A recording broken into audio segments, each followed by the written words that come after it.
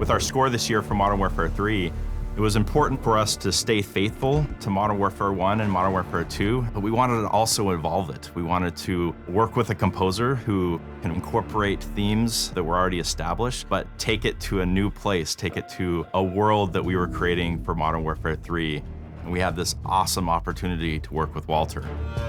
The game comes with a legacy from the last 2 decades of games that were developed in the Call of Duty universe with a vast soundscape. So I knew that this game had to be different and stand out on its own and reflect the storyline in the single-player campaign.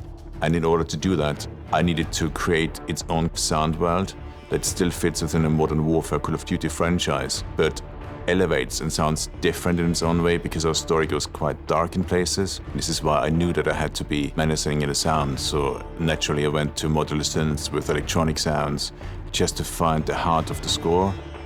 For me, it really landed when Walter sent his demo to us. He recorded a bunch of soloists, some string players. He recorded small ensembles and put together this demo. And ultimately, that original piece that he created ended up being the core theme for Modern Warfare 3 that we've built upon. Walter came to the table and actually brought us new ideas just initially in the first demo he presented, where we're taking some of the natural and organic elements that have been present in scores past and some of the heavily electronic and process sounds and kind of blurring the lines even more than they had been in the past.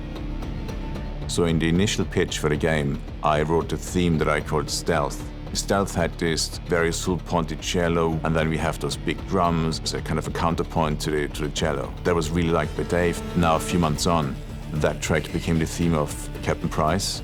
So whenever we see Price, it's connected to actually what I'd written in the initial stage of this process. Walter's got such a great relationship with all the synthesizers and drum machines and cool electronic instruments at his disposal. And then when we combine that with some of the extended techniques and really interesting things that the London Contemporary Orchestra can do, we get these new sonic spaces that are very new to us and I think new to the franchise, but still very much inspired by all that's come before.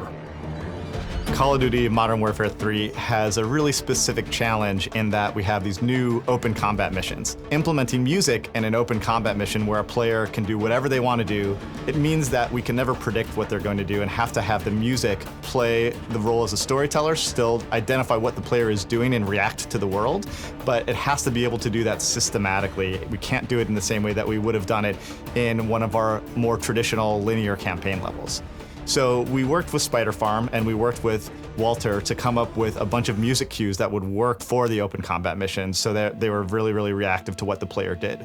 So if the player is in stealth, the music system will detect that to play stealth music to tell the player, hey, nobody's found you yet, you can go about this in a quiet way and accomplish your goal that way. But if you are discovered by an enemy, or if you decide to go in guns blazing because that's your style of gameplay, music will react to that as well and bump up intensity level to something that is more reflective of you being in combat. In the campaign, there's lots of really dynamic moments. You can go from sneaking around, which would be electronic pulses and ambient layers, to like full-blown combat, aggressive strings, rock and roll brass, big drums. And our job as a music team is to make sure that those transitions are as smooth and effortless and as cinematic as possible.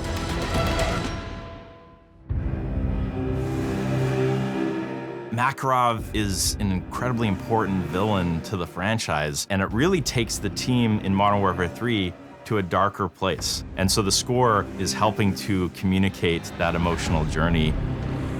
Makarov is the big antagonist. As you would expect, he needs a very dark and sinister theme that underlines the unexpectancy that this character brings with him. And that gave us a great opportunity to explore Makarov from a sinister electronic background. That was quite a big moment for us as a team to establish the theme of Makarov.